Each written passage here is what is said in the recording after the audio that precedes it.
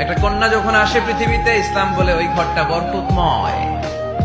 এরপর যখন বড় হতে শুরু করে, ইসলাম বলে বাবা যদি এই মেয়েকে ভালো পাত্রের হাতে তুলে দেয়, বাবার জন্য জান্নাতের দরজাকে খুলে দেয় কে?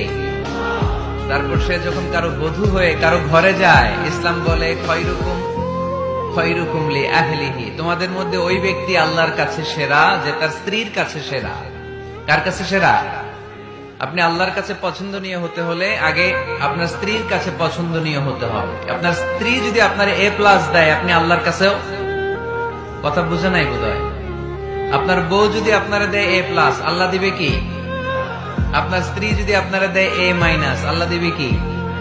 আপনার স্ত্রী যদি আপনারা F দেয়, F ওই যে ফেল, তো আল্লাহ কি দিবে? আজকে যে ভাবিরে ধরবেন, কি দিবা? কও কি দিবা?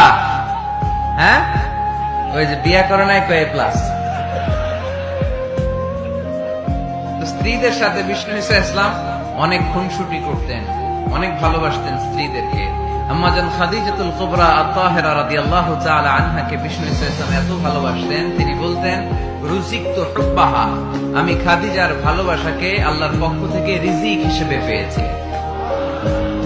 খাদিজাতুল কুবরা আত-তাহেরা রাদিয়াল্লাহু তাআলা আনহার ইন্তেকালের পরে উনি খাদিজাতুল কুবরা আত-তাহেরা রাদিয়াল্লাহু তাআলা আনহার বান্ধবীদের বাড়িতে কুরবানির গোশত হাদিয়া পাঠাতেন।